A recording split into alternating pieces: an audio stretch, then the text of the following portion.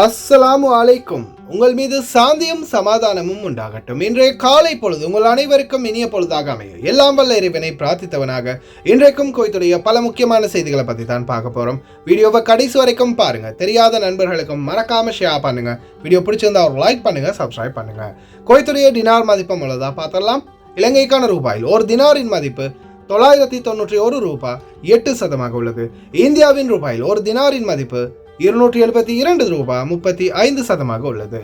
இது அல்முல்லா எக்ஸ்சேஞ்சுடைய application online rate ஆகும். அல்முல்லா exchange ஜமியாக்கள் உள்ள மெஷின் ரேட்டை பார்த்தரலாம். இந்தியாவுக்கு 271 ரூபாய் 37%, இலங்கைக்கு 990 ரூபாய் 9% உள்ளது. ஜமியாக்கள் உள்ள மெஷின்களில் நல்ல ரேட் கிடைச்சா போடுங்க. அதே போல் அவங்களுடைய அப்ளிகேஷன் மற்றும் மெஷின்களில் 1.25 தினார் தான் கட்டணமாக அறவிடுவாங்க. கோயத்துடைய பல எக்ஸ்சேஞ்சுகள்லையுமே அக்கௌண்ட் நம்பரை மறைச்சிடுறாங்க. இதை பற்றி உங்களுக்கு தொடர்ந்துமே தெரிய தருது. நீங்கள் ஏதாவது ஒரு புதிய எக்ஸ்சேஞ்சுக்கு பழைய பற்றுச்சீட்டோட போகிறீங்களா இருந்தால் நிச்சயமாக அதில் அக்கௌண்ட் நம்பர் இருக்கா அப்படின்றத செக் பண்ணிக்கோங்க. அப்படி இல்லாத பட்சத்தில் எழுதிட்டு போனாலும் பிழை இல்லாத அக்கௌண்ட் நம்பர் எழுதிட்டு போங்க. ஏதாவது ஒரு நம்பர் பிழைச்சாலும் கூட உங்களுடைய பணம் நாட்டுக்கு போய் சேராது. அந்த பணத்தை திரும்ப பெறணுமா இருந்தாலும் ரொம்ப நாட்களாகும். மறுபடியும் கட்டணம் செலுத்த வரும். இதை மறக்காம ஞாபகத்தில் வச்சுக்கோங்க. யுனைடெட் கல்ஃப் எக்ஸ்சேஞ்ச் கார்ப்பரேஷன் இந்தியாவுக்கு பணம் அனுப்ப 750 ஃபில்ஸும், இலங்கை பணம் அனுப்ப 1 தினாரும் கட்டணமாக விடுறாங்க. அல்சாமில் எக்ஸ்சேஞ்ச் கார்ப்பரேஷன் 1 தினார் மட்டுமே கட்டணமாக விடுறாங்க. யூஜே எக்ஸ்சேஞ்ச் கார்ப்பரேஷன் 1 தினார் மட்டுமே கட்டணமாக விடுறாங்க. குவைட் ஏஷியன் இன்டர்நேஷனல் எக்ஸ்சேஞ்ச் 750 ஃபில்ஸ் மற்றும் 500 ஃபில்ஸ் போன்ற கட்டணங்களும் மறவிடுறாங்க. குவைத்தில் அல்நாதா, ஏஆர்ஒய், அம்மான் எக்ஸ்சேஞ்ச், யூஜே, அல்சாமில் அன்சாரி exchange, Lulu exchange, Joyalukkas, KBE, UAE, Oman exchange, Bahrain exchange, BEC, world street exchange, அல்ஷஃபா எக்ஸ்சேஞ்ச், இன்டர்நேஷனல் எக்ஸ்சேஞ்ச், மலிக் எக்ஸ்சேஞ்ச், சஜில் எக்ஸ்சேஞ்ச், இது போன்ற இன்னும் பல எக்ஸ்சேஞ்சுகள் இருக்குது. தயவு செய்து ஒரு விடயத்தை புரிஞ்சுக்கோங்க. இது அட்வர்டைஸ்மெண்ட் கிடையாது. இது விளம்பரம் இல்லை. இந்த நாட்டில் தொழிலுக்காக வரக்கூடியவங்க முதல்ல நம்ம சம்பாதிக்கிறது பணம். அதுக்கு அடுத்ததான் அந்த சம்பாதிக்கிற பணத்தை நம்மளுடைய நாட்டுக்கு அனுப்பும்போது இந்த மாதிரி நல்ல எக்ஸ்சேஞ்சுகள் இந்த ரேட்டை பற்றி தெரிஞ்சிருந்தால் தான் நம்மளால் நல்ல ரேட்டுக்கு அனுப்ப முடியும். அதனால தான் இந்த தகவலை முதலாவது போடுறது. அதே போல தான் தங்க விலையும். இப்போ தங்கம் அடுத்தது நம்ம முதலாவது பணம் சம்பாதிக்கிறோம். பணம் சம்பாதிச்சு நாட்டுக்கு அனுப்புவோம். மிச்சம் பிடிச்சா என்ன பண்ணுவோம்? நகை தான் வாங்குவோம். அப்போ அதை பற்றியும் நம்மளுக்கு ஒரு தெளிவு இருக்கணும். அப்படின்றதால தான் இந்த மாதிரியான தகவல்களை முதல்ல தாருது. யாருமே அதை விலையாக எடுத்துக்கொள்ள வேண்டாம். பல நல்ல எக்ஸ்சேஞ்சுகள் இருக்குது. அதில் போய் உங்களுடைய கஷ்டப்பட்டு உழைக்கிற சம்பள பணத்தை அனுப்புங்க. முடிந்தால் பணிப்பெண்களுக்கும் இந்த வாய்ப்பை பெற்றுக் கொடுங்க ஓட்டுநர்கள்.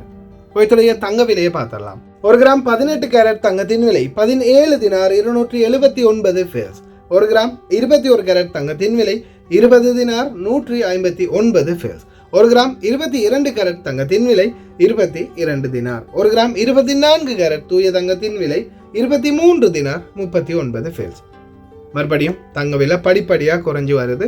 பார்க்கலாம் எதிர்வரும் நாட்கள் இன்ஷா அல்லாஹ் இன்னும் கம்மியாகுதா அப்படின்னு. ஆனால் இந்த நாட்களில் நாட்டுக்கு போக தயாராக இருக்கிறவங்க நிச்சயமாக விலை கொடுத்து வாங்கலாம். நாட்டோட கம்பேர் பண்ணி பார்க்கும்போது இங்கே கம்மியாக தான் இருக்குது. வீடியோக்குள்ளே போகிறதுக்கு முன்னாடி முதல் துணை பிரதமர், உள்துறை அமைச்சர், பாதுகாப்பு செயலாளர் ஷேக் ஃபஹதி யூசுப் சவுத் அல் சபா அவர்களுக்கு எங்களுடைய மனமார்ந்த நன்றிகளை முதல்ல தெரிவித்துக் கொள்ளலாம். அல்லத்திக்கு லாஃபியா மஷ்கூர் மத்கசர் ஷேக் கில்ஷே அத்தேத ஹக்ன அல் ஃபர்ஹான் அல் கில் அஜானப் நினைக்கின்ற அல்லத்திக்கு லாஃபியா அல்லா தவலமர். ஓகே, இப்போ உள்துறை அமைச்சர் காதிமிலிருந்து ஷூனுக்கு மாறக்கூடிய வாய்ப்பை பெற்றுக் கொடுத்துருக்கிறாரு. எத்தனாம் தேதியிலேருந்து ஸ்டார்ட் ஆகுதுன்னு சொன்னாரா? எங்கே போய் இந்த டீட்டெயில்ஸ் எல்லாம் கலெக்ட் பண்ணணும், எங்கே போய் இந்த ப்ராசஸை பண்ணணும் அப்படின்னு சொல்லியிருக்காங்களா? பேச்சுவார்த்தை நடத்தியிருக்கிறாங்க. ஆனால் நிச்சயமாக இந்த சான்ஸ் கிடைக்கும். பொறுமை மக்களே, பொறுமை. என்ன ஒரு அவசரம். அதுக்கு முன்னாடி இன்னொரு முக்கியமான தகவலை பார்த்துட்டு போயிடலாம். இம்மாதம் 30ஆம் திகதியுடன் காலக்கெடு முடிவடைந்ததை அடுத்து குடியுரிமை மீறுபவர்களை கைது செய்வதற்கான பாதுகாப்பு துறைகளுக்கான ஒருங்கிணைப்பு கூட்டம் நேற்றைய தினம் நடைபெற்றது. உள்துறை அமைச்சர் ஷேக் ஃபஹத் யூசுப் சவுத் அல் சபா அவர்களின் தலைமையில் நடத்தப்பட்ட இந்த கூட்டத்தில் அனைத்து மீறுபவர்களுக்கும் சட்டம் பயன்படுத்தப்பட வேண்டும் என்று முன்பு உத்தரவிட்டார். பல்வேறு கவர்னரேட்டுகளில் பாதுகாப்பு மற்றும் ஆய்வு பிரச்சாரங்களை ஒழுங்கமைப்பதற்கான வேலை பொறிமுறையை கூட்டம் மதிப்பாய்வு செய்துள்ளது. அக்காமா இல்லாதவங்க, பொது மன்னிப்பை பயன்படுத்தாதவங்க, அதுக்கு பிறகு சோதனைகள் மூலம் செக்கின் மூலம் கைது செய்யப்படுவாங்க, அது நிச்சயம். ஆனால் இது வந்து நீங்கள் வெளியில் நடமாடி திரிஞ்சிங்கன்னா தான் சாத்தியம். சாதாரணமாக ஒரு குவைத்தி வீட்டுக்குள்ளே இருக்கிற ஒருத்தர் வந்து யாருமே பிடிக்க போகிறது இல்லை. ஆனால் இதே நீங்கள் வெளியில் டெய்லி பேசிஸ் வேலைக்காக நாளுக்கு நாள் வேலைக்கு போயிட்டு வரவங்க, இல்லை அப்பார்ட்மெண்ட்களில் தங்கி இருக்கிறவங்க, விபச்சார விடுதிகள்லையோ அல்லது இந்த போதைப் பொருள் மதுபானம் கள்ளச்சாராயம் காய்ச்சக்கூடிய இடங்கள்லையோ அல்லது ஏதாவது அப்பார்ட்மெண்ட்களில் 10 பேரை உங்களை மாதிரியே இன்னும் 10 பேரை பாய வச்சு அவங்கள வேலைக்கு போட்டுட்டு மோக்கத் வேலைக்கு போட்டு மோக்கத் மேடமாக இருக்கிறீங்களா, மோக்கத் போஸாக இருக்கிறீங்களா, நிச்சயமாக உங்களுக்கு தான் மிகப்பெரிய பிரச்சனை. அதே போல் வீடுகளுக்குள்ளே குவைத்தி வீடுகளுக்குள்ளே வேலை செய்கிறவங்க அவங்களுக்கு வெளியே போகாத வரைக்கும் எந்த பிரச்சனையும் இல்லை. ஏன்னா ஒவ்வொரு வீடாக வந்து கதவு தட்ட போகிறது இல்லை. ஆனால் வெளியில் அப்பார்ட்மெண்ட்கள், அதுவும் குறிப்பாக இந்த வெளிநாட்டவர்கள் அதிகம் இருக்கக்கூடிய பகுதிகளில் நிச்சயமாக தீவிர சோதனைகள் இருக்கும். ஜிலீப் ஷோ, ஹைதான், மஹபூலா, மங்கா, ஃபாஹில், அதே போல் Kuwait city, Sharq, Hawally, Salmiya, Ardiya industrial, இந்த மாதிரி பல பகுதிகளில் நிச்சயமாக சோதனைகள் இருக்கும். அக்காமா இல்லாதவங்க பொது மன்னிப்புக்கு பிறகு வெளியில் எங்கேயாவது நடமாடினீங்கன்னா நிச்சயமாக பிடிபடுவீங்க, எந்த மாற்று கருத்தும் இல்லை. இப்போ காதிம் ஷூன் சம்பந்தமான தெளிவான விளக்கத்தை பார்க்கலாம். குவைத்துடைய உள்துறை அமைச்சர் ஷேக் ஃபஹத் யூசுப் சவுத் அல் சபாஹ் பொது தனியார் துறை ஒத்துழைப்பை முன்னிலைப்படுத்தி மனித வளத்துக்கான பொது ஆணையகத்தின் முதல் 2024-25 வாரிய கூட்டத்திற்கு தலைமை தாங்கினார். கடந்த கால 2023-2024 இறுதி கணக்குகளுக்கு வாரியம் ஒப்புதல் அளித்ததை அடுத்து வெளிப்படைத்தன்மையை மேம்படுத்துகிறது மற்றும் தேவையை சமநிலைப்படுத்துவதற்கான தொழிலாளர்களின் தேவையை சமநிலைப்படுத்துவதற்கான விதிமுறைகளுடன் 2 மாதங்களுக்கு வீட்டு பணியாளர்களை தனியாருக்கு மாற்றுவதற்கான தடையை தற்காலிகமாக நீக்குவதற்கான முடிவொன்றை உருவாக்க தற்போது ஒன்று கூடப்பட்டுள்ளது. இந்த சந்தர்ப்பத்தில் பணி ஆணையை மேற்கொண்டு இந்த தொழிலாளர்களுக்கான சிக்கல்களையும் குவைத்தில் தற்போது தொழிலாளர்களுடைய பற்றாக்குறைகளையும் சமநிலைப்படுத்துவதற்காக மாநிலத்தின் மூலோபாய மனித மற்றும் பொருளாதார வளர்ச்சி இலக்குகளை அடைவதற்காக தொழிலாளர் சந்தையை மேம்படுத்துவதில் அதிகாரம் உறுதியாக உள்ளது என தெரிவிக்கப்பட்டுள்ளது. ரீசெண்டாக பினைட்டல்காரில் 1000க்கும் அதிகமான காதிம் தொழிலாளர்கள் பிடிபட்டாங்க. கொடான கோடி புண்ணியம் உங்களுக்கு தான். ஏன்னா நீங்கள் பிடிப்பட்டதால தான் இந்த வாய்ப்பு மிக விரைவிலேயே கிடைத்தது. உள்துறை அமைச்சரும் மனித வளத்துக்கான பொது ஆணையகம் தனியார் துறையின் முக்கிய குழுக்கள் இந்த சந்தர்ப்பத்தில் ஒன்று கூடி தீர்மானிச்சிருக்கிறாங்க. காதிம் தொழிலாளர்கள் நிறைய பேர் இப்போ வெளியில் வேலை பார்க்குறாங்க அப்படின்றது கண்டறியப்பட்ட பிறகு அவங்களுக்கு இந்த வாய்ப்பை பெற்றுக் கொடுக்கணும் அப்படின்னு ஒரு தீர்மானத்தை எடுத்திருக்கிறாங்க. எந்த டேட்டில் நீங்கள் போகணும், எந்த டேட்டுக்குள்ளே முடியுது, நேற்று செய்தி சொன்ன யாராவது இந்த தகவல் சொன்னாங்களா? இத்தனாம் தேதியிலேருந்து இப்போ பொது மன்னிப்பு, நம்ம உதாரணத்துக்கு பொது மன்னிப்பு எடுத்துக்கொள்ளலாம். இதுக்கு முன்னாடி அமைச்சர் ஒரு கூட்டத்தில் பேசும்போது என்ன சொன்னார்? முக்காலஃபீன் இலக்காமாத் கானூன் நாங்கள் கொடுக்க போகிறோம், 3 மாத காலம் கானூன் கொடுப்போம் அப்படின்னு சொன்னார். சொன்ன அன்னை கொடுத்தாங்களா? இல்லை, அதுக்கப்புறமா தான் ஒரு டேட்டை ஃபிக்ஸ் பண்ணி அறிவித்தாங்க. அதே மாதிரி தான் இதுவும் அவங்க இப்போ தீர்மானிச்சிருக்கிறாங்க. ஆனால் இந்த பொது மன்னிப்பு காலம் ஓகே, உங்களுக்கு ஞாபகம் இருக்குதா? இதுக்கு முன்னாடி 600 தினார் கராமா கட்டி அக்காமா அடிக்கிற அந்த சட்டம் அமலுக்கு கொண்டு வந்து அடுத்த 24 மணித்தியாலத்தில் அதை நிறுத்தினாங்க. ஞாபகம் இருக்கட்டும். ஏன்னா இப்போ அந்த மாதிரி தான் நடக்குது. இப்போ நேற்று இது பேசியிருக்கிறாங்க, இன்னும் டேட்டை ஃபிக்ஸ் பண்ணலை, டேட்டை அறிவிக்கலை. இத்தனாம் தேதியிலிருந்து எத்தனாம் தேதி வரைக்கும் இது ஆரம்பமாகுது, முடிவடையுது அப்படின்றது எதையுமே தெரிவிக்கலை. அதே போல் இப்போ நீங்கள் எங்கே போய் இந்த வேலையை செய்கிறது? இப்போ நீங்கள் காதிம் வீசாவில் இருக்கிறீங்க, ஷூனுக்கு மாற்றணும், எங்கே போய் இதை செய்வீங்க? இதுக்குரிய கட்டணம் என்ன, ப்ரொசீஜர் என்ன? யாராவது சொன்னாங்களா? யாருமே சொல்லியிருக்க மாட்டாங்க. இன்னையிலேருந்து ஆரம்பிக்குது உத்தியோகபூர்வ தகவல், காதிம்லேருந்து ஷூனுக்கு மாறலாம், அவ்வளோதான் செய்தி. அப்படியான செய்திகளைத்தான் நீங்கள் பார்க்கணும். ஏன்னா தெளிவாக சொல்கிறவங்களுடைய செய்திகள் சிலருக்கு கசக்கத்தான் செய்யும். தயவு செய்து கொஞ்சம் அவசரப்படாமல் பொறுமையாக இருங்க. அடுத்தது இன்னொன்று என்ன தெரியுமா, நேற்றைய தினம் கிட்டத்தட்ட ஒரு 200க்கும் மேற்பட்ட மெசேஜ்னு நினைக்கிறேன்.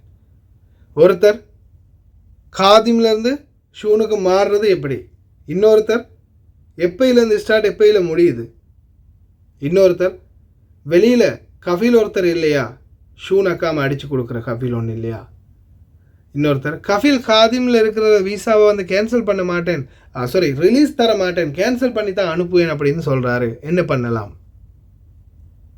இப்போது நிறைய பேர் இப்போ காதிமில் இருக்கிறவங்களே இப்போ நிறைய பேர் என்ன செய்வாங்க, கஃபீலோட சண்டை பிடிக்க ஆரம்பிச்சிருவாங்க. எனக்கு வந்து ஷூன் வீசாக்கு நான் மாறணும், எனக்கு ரிலீஸ் கொடுங்க அப்படின்னு. இந்த நிலைமை இன்னும் அதிகரிச்சிச்சுன்னா, இது வந்து பிரச்சனையாக மாறிச்சுன்னா நிச்சயமாக குவைத்துடைய அரசாங்கத்துக்கு அழுத்தம் போகும். இந்த அழுத்தம் கடைசியில் இந்த வாய்ப்பை தட்டி பறிக்கும். தயவு செய்து ஞாபகம் வச்சுக்கோங்க, அந்த 600 தினார் கட்டி கராம கட்டி அடிக்கிற அந்த சீன் வந்து அடுத்த செகண்டு இல்லாமல் போன மாதிரி இதை தயவு செய்து இல்லாமல் ஆக்கிறாதீங்க. பொறுமையாக இருங்க. உத்தியோகபூர்வ தகவலை தெரிவிக்கட்டும். எத்தனாம் தேதியிலேருந்து எத்தனாம் தேதி முடிவடையுது, இதுக்குரிய ப்ரொசீஜர் என்ன, எவ்வளவு கட்ட வரும் காசு, மனித வளத்துக்கான பொது ஆணையகத்துக்கு நீங்கள் உங்களுடைய பழைய கஃபீல் காதிமில் உள்ள கஃபீலையும் ஷூனில் உள்ள கஃபீலையும் கூட்டிகிட்டு போகணும். மனித வளத்துக்கான பொது ஆணையகத்தில் அதிகாரிகள் முன்னிலையில் 2 பேரும் அக்காமாவை மாற்றிக்கொள்ளலாம். அதே போல் இது வந்து அகலி வீசா நிச்சயமாக கிடைக்கும். இந்த சந்தர்ப்பத்தை சரியாக பயன்படுத்தினீங்கன்னா பயனாளிகள் ஆகலாம். இப்போ ஒரு சிலர் வந்து கேட்குறாங்க, பிரதர் நான் ஒருத்தரோட பேசினேன், 1500 தினார் கேட்குறாரு, என்னுடைய கஃபீல் என்னடானா 500 தினார் கேட்குறாரு. 500 தினார் எங்கிட்ட 1500 தினார், 2000 தினார் வேணும் இப்போ இவருக்கு இந்த ஷூ நக்காமல் அடித்து கொள்றதுக்கு. சரி, நான் அதுதான் கேட்டேன், இப்போ 1500 தினார் கொடுத்து ஷூ நக்காமல் அடிக்க போகிறீங்களே, அங்கேயா வேலை செய்ய போகிறீங்க?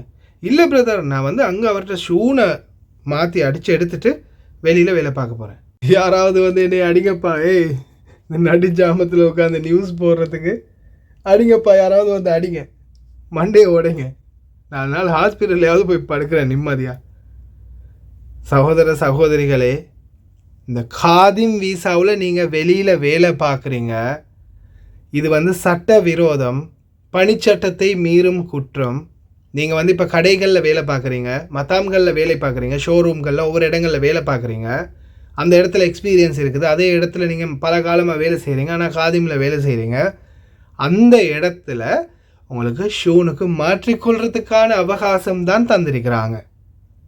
இது வந்து நீங்கள் இப்போ காதிமிலேருந்து உடனே ஷூனுக்கு மாற்றி அடித்து எடுத்துகிட்டு அதுக்கப்புறமும் வெளியில் தான் வேலை பார்க்க போகிறீங்கன்னா பழைய குருடி கதவை திரடின மாதிரி அதே செயல்பாட்டை தான் திருப்பி செய்கிறீங்க, பணிச்சட்டத்தை மீறுறீங்க.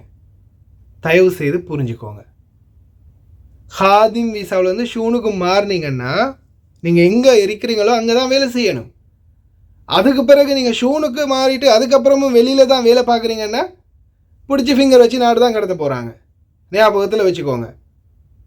அதே மாதிரி இப்போ ரீசெண்டாக ஒரு சிலர் வந்து சாஃபர் போயிட்டார் கஃபீல், என்ன பண்ணுறது, எப்படி நாங்கள் மாற்றிக்கொள்கிறது அப்படின்னு கேட்டிருந்தாங்க. இதுக்கு வந்து பார்த்திங்கன்னா சொல்யூஷன் இருக்குது. இதுக்கு முன்னாடி அது கொடுத்துட்டாங்க. உங்களுடைய கஃபீலுக்கு இந்த வீடியோவை காட்டுங்க, ஆன்லைன்லேயே மாற்றிடலாம். تحول الرقمي في وزارة الداخلية تسهيلا وتيسيرا للأخوة المواطنين. أطلقت الإدارة العامة لنظم المعلومات بالتنسيق مع قطاع شؤون الإقامة خدمة نقل إقامة عامل منزلي من كفيل لآخر حصريا عبر تطبيق سهل، وذلك بالدخول إلى خدمات ومن ثم اختيار خدمات شؤون الإقامة واختيار خدمة نقل إقامة العمالة المنزلية من كفيل لآخر، علما بأن في المرحلة الأولى تقتصر فقط على الإناث، والمرحلة القادمة سوف يسمح للكفلاء تحويل إقامة العمالة الذكور.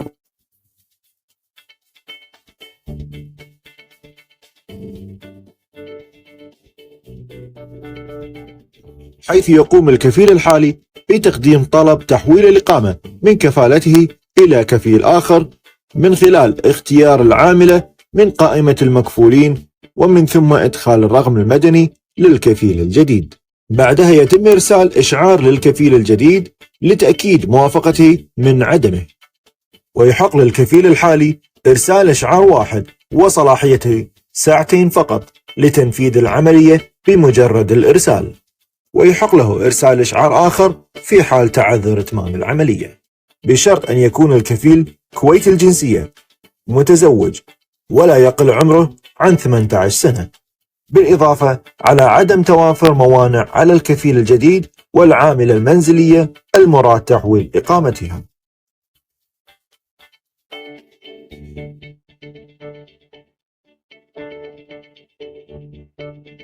وفي حال الموافقة من الكفيل الجديد يتوجب عليه شراء تأمين صحي جديد للعاملة باسم الكفيل الجديد، ومن ثم الضغط على زر موافق لتأكيد عملية التحويل ودفع رسوم الإقامة. وزارة الداخلية تشكركم على استخدامكم خدماتها الإلكترونية. இன்னும் பல முக்கிய செய்திகள் இருக்குது, அவைகளையும் தொடர்ந்து பார்க்கலாம். இது சம்பந்தமான மேலதிக தகவல் கிடைச்சா நிச்சயம் உங்களுக்கு மறுபடியும் அப்டேட் பண்ணுறேன். போக்குவரத்து நெரிசலில் குவைத் நகரம் அரபு நாடுகளில் 6வது இடத்தில் உள்ளது. பரவாயில்லையப்பா, 6வது இடத்துல இருக்குது. முதல் இடத்துல இருக்குதுன்னு நினச்சோம், அதுவும் குவைத் சிட்டி. அடுத்ததா, இதுதான் தேவையில்லாத பிரச்சனைகளை உருவாக்குற விடயம். டிராஃபிக் ரெகுலேஷனை நாம் எப்படி தான் ஃபாலோ பண்ணினாலும் சில நேரங்களில் இந்த மாதிரி அசம்பந்தத்தனத்தால் நம்மளுக்கும் ஆபத்து, அதே மாதிரி சும்மா நம்ம தெரியாமலே விபத்தில் மாட்டிக்குவோம். பாருங்கள், டேர்ன் ரைட் போர்டு வந்து கீழே விழுந்து கிடக்குது, யூ டர்ன் போர்டு மட்டும்தான் இருக்குது. இப்போ யாராவது அந்த இடத்துல டேர்ன் ரைட்டோ இல்லை டேர்ன் லெஃப்டோ பண்ணினாங்கன்னா என்ன ஆகும்? விபத்து தான். புரிஞ்சிக்கவே மாட்டேங்கிறாங்க. கடைசியில் அதுவும் வெளிநாட்டவர் தலையிலே தான் போய் முடியும். போதைப்பொருள் கட்டுப்பாட்டுக்கான பொது நிர்வாகத்தின் பணிப்பாளர் நாயகம் பிரிகேடியர் ஜெனரல் முகமது ஹப்சாத் மற்றும் உள்துறை அமைச்சகத்தின் பல முக்கிய உறுப்பினர்கள் மற்றும் போதைப்பொருள் கட்டுப்பாட்டுக்கான ஆய்வு பிரச்சாரங்களில் முக்கிய பங்காற்றும் உறுப்பினர்கள் அனைவரையும் கௌரவிக்கும் விதமாகவும் இன்னும் அதிகமான தேடுதல் நடவடிக்கைகளை மேற்கொண்டு இந்த நாட்டை போதையில்லாத ஒரு நாடாக கட்டி எழுப்புவதற்கான வேலை திட்டம் ஆரம்பமாகி இருக்குது. எவ்வளவுதான் நாம் சொன்னாலுமே ஒரு சிலர் வந்து இந்த போதைக்கு அடிமையாகினவங்க இதை வந்து எப்படியுமே விடுறதுக்கு முயற்சி பண்ணவே மாட்டேங்கிறாங்க. அதே மாதிரி இந்த போதைப் பொருட்களால் இன்றைக்கி இவங்க இந்த நாட்டில் போதைக்கு அடிமையாகி இருக்கிறாங்க. நாட்டில் கணவன் இல்லாது மனைவி குழந்தைகளுக்கு உணவளிக்க முடியாத சூழலில் பல தவறான நிலைமைகளுக்கு முகம் கொடுக்க வேண்டிய சூழல் வந்திருக்குது. இன்றைக்கி பலரும் தன்னுடைய பணத்தை சம்பாதிச்சு இந்த நாட்டிலேயே இந்த போதைக்காகவும் மதுபானத்துக்காகவும் செலவு பண்ணிட்டு நாட்டுக்கு குழந்தைகளுக்கு படிப்புக்கு கூட பணம் அனுப்பாத நிலையில் தள்ளியிருக்கிறாங்க. போதைப்பொருள் சம்மந்தமாக இனி வரும் நாட்களில் கடுமையான பிரச்சனைகள் வரலாம். தயவு செய்து கவனமாக இருங்க. அடுத்ததாக மிக முக்கியமான தகவல், குவைத் தேசியம் தொடர்பான 1959ஆம் ஆண்டின் ஆணை சட்டம் எண் 15 விதிகளுக்கு இணங்க குவைத் தேசியம் குவைத்துடைய ஜென்சியா பற்றிய விசாரணைகளுக்கான உச்சக்குழுவின் முடிவுகளை அமைச்சர்கள் குழு அங்கீகரித்துள்ளது. இந்த சந்தர்ப்பத்தில் குவைத்தின் குடிமகனாக ஒருவர் போலியாக நிரூபணமாகினால் அவருடைய அனைத்து கணக்கு வழக்குகளும் நிறுத்தப்படும். தொழிலாளர்களை கூட அக்காம மாற்ற முடியாத சூழல். அல்ஹம்துலில்லாஹ், கவர்மெண்ட் மாறினது.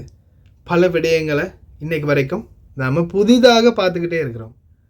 இதுலேயும் முக்கியமான ஒன்று, விசேஷத்திலேயும் மிக விசேடமானது ஒன்று, இந்த கேஸ் சிலிண்டர் நிறுவனங்கள் தற்போது கேஸ் சிலிண்டர்கள் விநியோகம் பண்ணுறதுக்கு முன்னாடி கழுவி தொடச்சி சுத்தமாக கொடுக்கணும் அப்படின்ற புதிய ரூல்ஸுக்கு என்னங்க இப்போ ஒவ்வொரு கேஸ் கடைகள்லையும் கேஸ் சிலிண்டர்களை கழுவி தொடச்சி சுத்தமாக கொடுக்குற வேலை திட்டத்தை ஆரம்பிச்சிருக்கிறாங்க.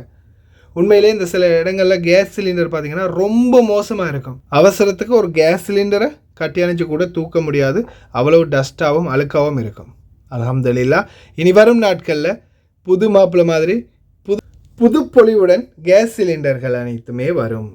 முனிசிபல் கவுன்சிலின் தொழில்நுட்ப குழு தனியார் வீடுகளில் உள்ள சட்ட அலுவலகங்களை வெளியேறுவதற்கு 1 வருட கால அவகாசம் வழங்க ஒப்புதல் அளித்துள்ளது.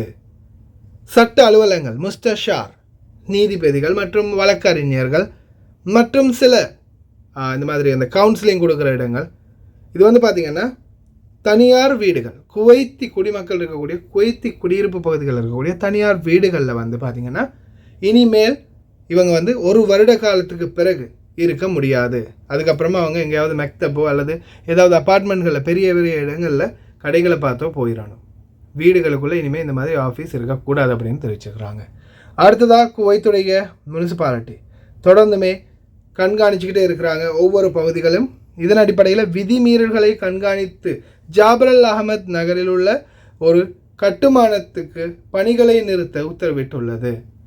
அதே போல் அல்முத்தலா பகுதிகளிலையும் பல வீடுகள் சட்டத்துக்கு புறம்பாக கட்டப்பட்டிருக்குது. அதே மாதிரி குறிப்பிட்ட அளவை விட அதிகமான அளவு உயரம் கொண்டு கட்டியிருக்கிறாங்க. ஒரு தட்டு 2 தட்டு எக்ஸ்ட்ராவாகவே கட்டியிருக்காங்க அப்படின்னு சொல்லப்படுது. மறுபடியும் உடைக்க வேண்டிய சூழல் வந்தால் இந்த காலத்தில் சொந்த வீட்டுக்கு போய் சேர மாட்டாங்க குவைத்திகள். அதே போல் ஜஹரா கவர்னரேட் தொடர்ந்து ஒவ்வொரு கவர்னரேட் குவைத் சிட்டிக்குள்ளே வந்தாங்க. இப்போ ஜஹரா கவர்னரேட்டில் க்ளீன் குவைட் வேலை திட்டத்தை ஆரம்பிச்சிட்டாங்க. வீடியோ பார்த்துட்டு வாங்க. இன்னொரு மிக முக்கியமான தகவல் இருக்குது.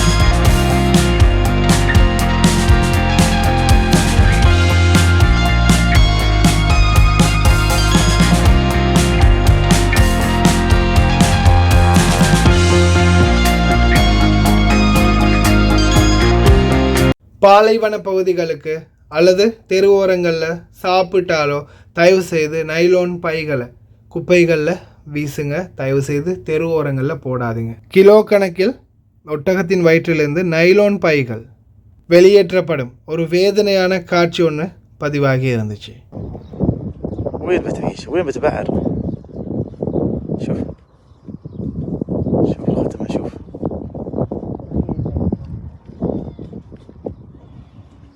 النايلون يا الله يا الله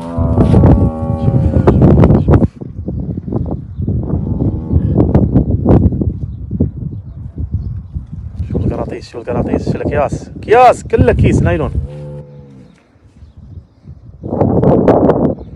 بابا بوش ما يطلع برا بكره بوش برا نيه داخل مني وش براتهم سمسم جاي قاعد شوف الكيس شوف شوف كياس نايلون رول كامله ماكله. لا الله يعطيك العافيه دكتور.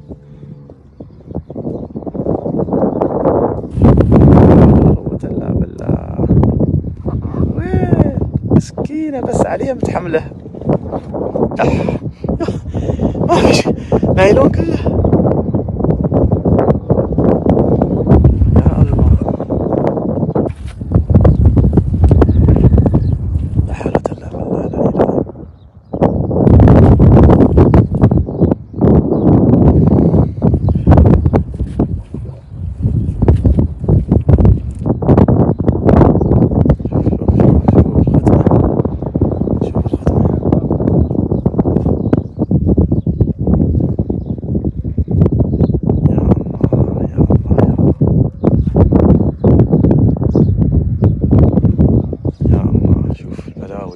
بلاوي فهذا بطلها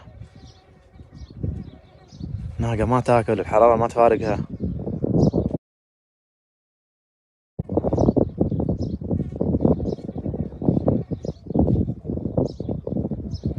الله يعطيك الصحة والعافية دكتور.